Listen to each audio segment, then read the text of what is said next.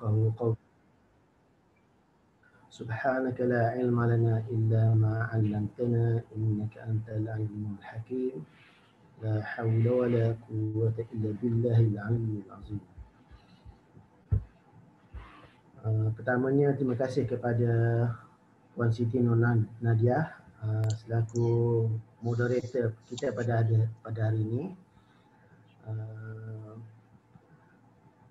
Terima kasih juga saya tak lupa kepada Dr. Zaharin, sahabat saya, kerana dan juga TANC kerana memberi ruang dan peluang kepada saya untuk berkongsi bersama tuan-tuan dan perempuan pada hari ini perspektif Al-Ghazali tentang pembinaan insan, ataupun boleh saja kita manfaatkan dari segi pendidikan, pembangunan manusia ataupun komuniti di peringkat masyarakat, di masjid, pembinaan umat Islam, organisasi dan sebagainya. Modul yang dibina ini adalah boleh sahaja dimanfaatkan dalam pelbagai lapangan pembinaan insan. So untuk hari ini dia mengkhusus kepada pembinaan insan dari perspektif kaunseling, dan juga saya mengalu-alukan juga sahabat-sahabat atau rakan-rakan daripada apa juga bidang untuk bersama meneroka bagaimana Al-Ghazali melalui istiqra' yang sangat dalam, pemerhatian yang sangat mendalam, lalu beliau kongsikan melalui khazanah ilmu yang disebut Ihya Ulumuddin. So hari ini saya bukan siapa-siapa untuk membahaskan pemikiran Al-Ghazali, tapi saya berkongsi bersama tuan-puan untuk meneroka sedikit dimensi yang saya perolehi melalui pembacaan dan penakulan, penelitian yang mendalam melalui perspektif kombinasi di antara kaunseling dan juga pengajian Islam yang pernah saya lalui. Baik, nampak ya, saya seperti nama yang diperkenalkan, mungkin dah tuan-puan dah baca sedikit latar belakang saya. Saya ustaz yang suam-suam kuku je. Jadi sebab ustaz yang suam-suam kuku ni dia kena value added untuk jadi selebriti lah kononnya kan.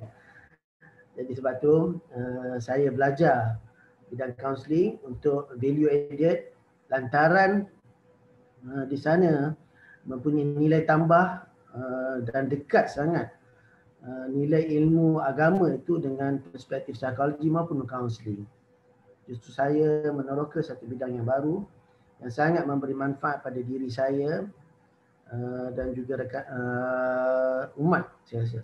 Oh, saya lupa untuk ni. Tak lupa juga peserta-peserta dan juga yang saya muliakan, saya hormati Profesor Dr. Amir Awang, antara sifat awal yang saya kira dalam perspektif Malaysia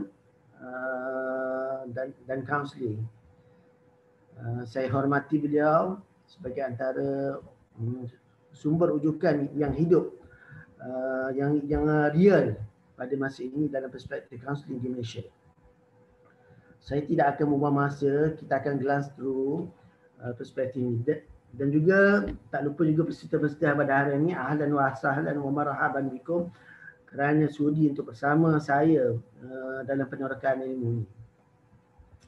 Tuan-tuan puan yang saya muliakan, saya tak akan cerita tentang ini, tuan-tuan boleh baca slide ini, insyaAllah akan dikongsikan dengan tuan-tuan perempuan.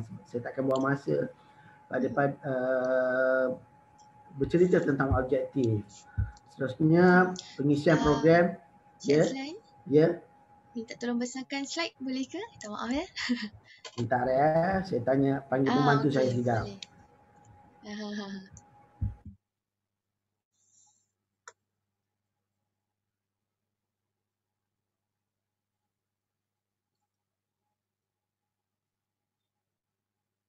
Okey, alhamdulillah jelas. Okey, boleh teruskan Cik Azlan. Baik, ini adalah perspektif yang kita akan kongsikan. Saya tak fikir dalam masa jam ini saya boleh cerita mendalam. Saya boleh cerita dalam, tapi saya akan go through sahaja Dan mungkin sesi-sesi yang lain kita boleh meneroka lebih dalam dan lebih lanjut perspektif Al-Ghazali yang saya kumpul dan saya akan kongsikan hari ini.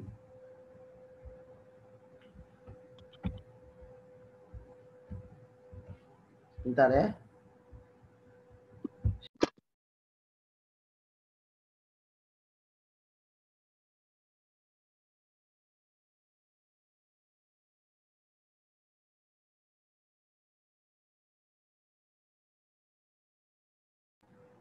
Okey, baik. So ini dia bentuk-bentuk pengisian. Zat.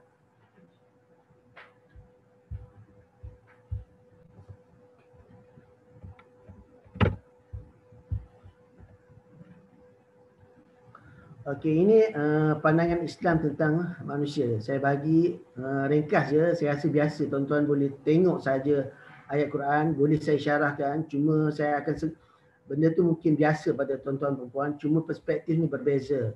Saya rasa saya takkan buang masa untuk menyebut satu persatu perspektif ini. Cuma saya ingin kongsikan mungkin satu perspektif yang berbeza yang pernah tuan-tuan puan tak pernah dengar.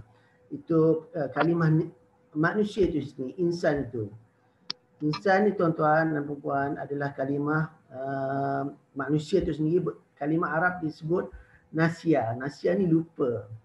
So manusia ini memang secara fitrinya Allah lahirkan, ciptakan dengan satu sifat mudah lupa. Jadi itu adalah benda yang fitri kepada manusia, kesilapan-kesilapan dan sebagainya. So sepanjang kita meneroka kehidupan ni, kita akan melalui fasa-fasa yang itu adalah hakikatnya. Dan itu adalah tanda kelemahan manusia itu sendiri. Dan saya juga ingin kongsikan juga perspektif biasa. Laqad khalaqnal insana fi ahsani taqwim. Ini adalah penegasan. Laqad adalah satu kalimah penegasan dalam Al-Quran. Khalaqnal insana fi ahsani taqwim. Sebaik-baik, ahsan adalah isim tafdil, satu gambaran yang melampau, besar, hebat, ahsan, maha cantik lah, baik, terbaik-baik. Takwim, cuba tuan-tuan bayangkan kalender tu kan, kalender hari bulan. So itu adalah gambaran kesempurnaan penciptaan manusia. Sangat detail maklumat-maklumat tentang takwim tersebut, penyusunan penciptaan manusia itu. Itu gambaran yang kita boleh singkap secara mudah untuk memahami betapa hebatnya penciptaan manusia oleh Allah Subhanahu Wa Taala. Okey, ini adalah abstrak atau khulasah, ringkasan kepada apa yang saya nak kongsikan. Saya akan kongsikan pada sesi hari ini.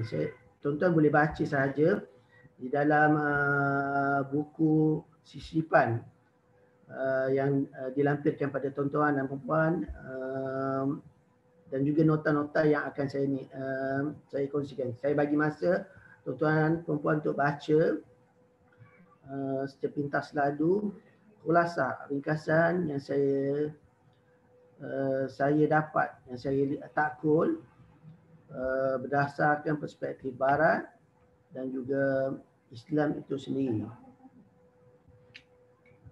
Boleh baca tuan-tuan.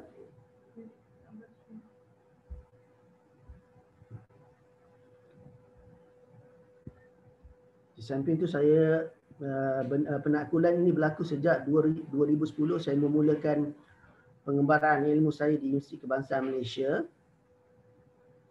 dan saya sempurnakan 2020. First time saya belajar teori kaunseling bersama Profesor Dr. Noria.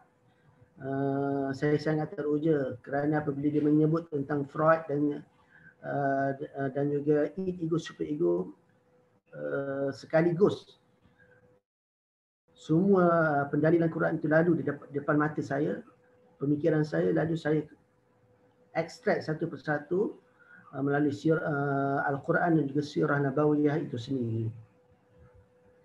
Okey tuan-tuan, ini adalah kerangka konsep yang saya kemukakan melalui program AXPIN Al-Ghazali. Saya ada 5 kombinasi program AXPIN tentang pembangunan insan. So ini adalah antara masterpiece ataupun prinsipal asas yang saya kongsikan pada tuan-tuan puan-puan untuk memahami manusia melalui perspektif yang holistik, menyeluruh. So manusia menurut Al-Ghazali sebagaimana kita faham, ada 4 komponen manusia, nampak ni 4. Ini adalah komponen manusia yang akan saya kemukakan, dan melalui komponen ini, komponen asas sifat insan ini terangkum daripada 3 komponen yang utama, iaitu ciri-ciri hayawaniyah, syaitaniyah dan rabbaniyah. So ini adalah komponen penciptaan manusia melalui perspektif Al-Ghazali. Manusia mempunyai ciri-ciri haiwan. Kalau kita belajar ilmu mantik, kita akan dengar satu term yang disebut al-insan hiya hayawanun natiq. Insan, manusia itu adalah haiwan yang berkata-kata, yang bercakap-cakap. Itu keistimewaan lah. Syaitaniyah pula adalah gambaran bagaimana part of ciri-ciri penciptaan manusia itu ada unsur-unsur syaitan sebenarnya. Contohnya, tuan-tuan boleh teroka melalui Al-Quran. Contoh saya bawa hari ini, yang bagaimana keangkuhan dan ketakburan, kesombongan syaitan kepada Allah SWT. Aba wastakbara. So ciri-ciri itu ada sebahagiannya daripada dalam diri manusia. Dan juga Rabbaniyah, sifat-sifat ketuhanan ada. Komponen itu ada daripada dalam diri manusia. Dia lahir daripada tiupan roh oleh Allah SWT kepada diri manusia. So itulah manusia mempunyai ciri-ciri ketuhanan. Kalau kita belajar perbandingan agama, ilmu perbandingan agama dalam perspektif Islam, dia ada satu term disebut manusia ni punya naluri beragama. Naluri beragama ni lahir daripada nilai Rabbaniyah itu, nilai ketuhanan itu. So memang dibekalkan insan itu sifat-sifat Rabbani. So daripada 4 komponen yang utama itu manusia, an-naf, al-aqal, al-qalb, ar-ruh, itulah disebut khuluq, sifat terenak dalam diri yang keluar secara spontan. Saya akan syarahkan ini, dan lahirlah di situ conscious dan unconscious. Dan daripada situ bila kita memahami manusia secara holistik menurut perspektif Al-Ghazali dan juga kombinasi dengan pendekatan barat, maka kita akan dapat faham, kita akan dapat meneroka manusia itu sangat dalam dengan pemahaman yang jami' wal mani', yang menyeluruh, dan dengan mudah kita boleh membina manusia dalam perspektif yang sangat luar biasa. So seterusnya kita pergi pada makrifat an-nafs, mengenal jiwa. So bila counselors ataupun ustaz ataupun CEO, pengetua, nazir di masjid dan mana-mana setting manusia pun, konsep ini, kerangka konsep ini akan memberi satu input pengetahuan kepada mereka untuk memahami manusia. So jadi mudahlah dia apabila dia berinteraksi dengan manusia untuk meneroka diri manusia itu sedalamnya. Sebagaimana tuan-tuan dan puan-puan yang duduk dalam bidang psikologi ataupun counselling untuk meneroka manusia, tools yang kita belajar, yang kita pelajari itu sangat hebat, sangat luar biasa, dan semuanya ada di dalam Al-Quran maupun surah Nabawiyah. Cuma mungkin keterhadan kita gagal untuk menakus lebih dalam. So untuk mengenal makrifat an-nafs, saya rasa disentuh semalam secara ringkas. So Al-Ghazali membahagi kepada 7 peringkat nafs. Tapi yang utama yang saya akan bicarakan pada hari ini adalah 4, ammarah, lawamah, mulhimah, mutmainah secara glance through. Seterusnya pembersihan, tazkiyah an-nafs. Kalau perspektif Al-Ghazali disebut amradul qalb, yang terbahagi kepada 2, takhalli dan tahali. Dan saya merakamkan setinggi penghargaan kepada Dr. Salasiah Hanil Hamzah kerana tesis beliau pada saya adalah satu masterpiece untuk membina satu celik akal kepada pengamal-pengamal kaunseling dan juga psikologi dalam perspektif Al-Ghazali. Di barat, perspektif barat menyebut membahagikan kepada 4, behaviorisme, kognitif, sosial dan humanistik. Sebenarnya keempat-empat perspektif tersebut disebut sahaja di dalam Al-Quran. yang saya sebut wasilah yang Al-Ghazali sebut wasilah pembersihan jiwa. Itu sebenarnya solat, infak, puasa, haji dan umrah di sana terangkum 4 komponen utama dalam pendidikan menurut perspektif barat yang disebut sebagai modifikasi tingkah laku. Dalam solat ada nilai behaviorisme, ada nilai kognitif, ada nilai sosial, ada nilai humanistik. Kalau semalam ada kaunselor tanya bagaimana kita nak implement, so inilah dia punya operational dia, konsep operational untuk memahami bagaimana kita hendak suitkan pengetahuan ini dalam sesi kaunseling dan juga pembinaan manusia. Dan akhir kepada perspektif Al-Ghazali dalam membina insan adalah lahirnya as-sa'adah. Kalau menurut Ibnu Maskawai, bahawa sesi pembinaan manusia ini berkesudahan dengan tampilnya as-sa'adah dalam perspektif kaunseling, perspektif kita, iaitu kebahagiaan. Kalau dari segi psikiatri, boleh saja kita sebut sebagai kesejahteraan mental.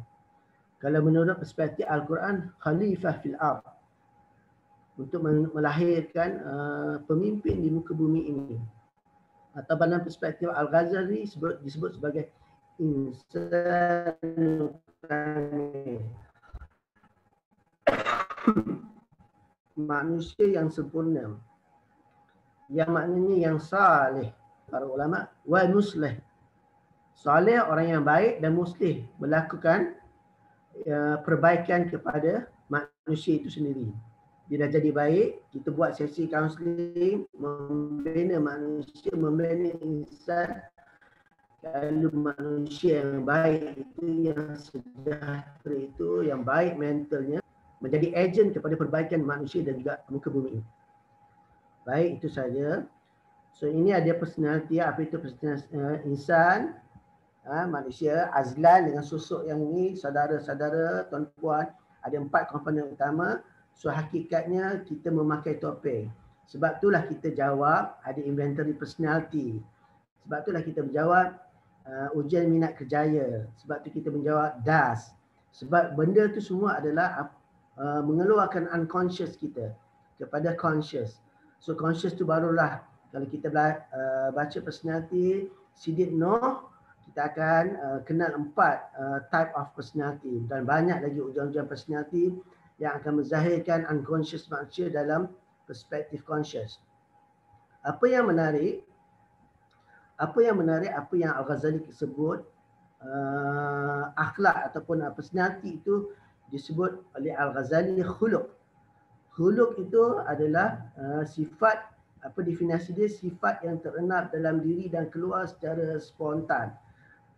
Lalu disebut oleh Freud sebagai ego superego ataupun model iceberg. Itu penelahan saya. Wallahu a'lam, boleh kritik, saya tidak ada masalah. Ini adalah perkongsian ilmu yang sangat bermanfaat. Tetapi apa yang dinukilkan oleh Al-Ghazali, Allah sebut dalam Al-Quran dalam surah Al-Qalam ayat 4, wa innaka la'ala khuliqin azim. Ini firman Allah. Saya sebagai seorang ustaz, apabila membaca ayat ini, apabila setelah meneroka bidang kaunseling dan memahami terminologi kaunseling, memahami perspektif ujian personality dan sebagainya, meneroka semua benda-benda ini, saya apabila membaca ayat ini, bila saya meneroka, saya rasa sangat nak takjub. Ini adalah satu recommendation Allah Subhanahu Wa Taala kepada Muhammad sallallahu alaihi wasallam. Tuan-tuan, kenapa saya sebut macam tu? Sebab kalimah azim adalah satu sirah muballaghah. Satu wording yang mengabarkan bersangatan. Khuluq ini perspektif yang sangat sempurna. Satu recommendation Allah Subhanahu Wa Taala kepada insan yang maha sempurna, kekasihnya. So tuan-tuan boleh baca, apa lagi kalau doktor-doktor, kalangan ilmuwan, kalangan profesor kita, mereka yang mendalami dalam bidang psikologi dan kaunseling, sesungguhnya akan dapat lebih merasakan bagaimana hebatnya sosok Ar-Rasul sallallahu alaihi wasallam yang menjadi qudwah hasanah, uswatun hasanah pada kita.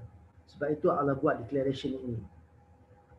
Okay, seterusnya id ego lalu diilustrasikan oleh Freud, id ego super ego. Kalau saya boleh mudahkan, saya sebut wa nafsi wa ma sawwaha fa'al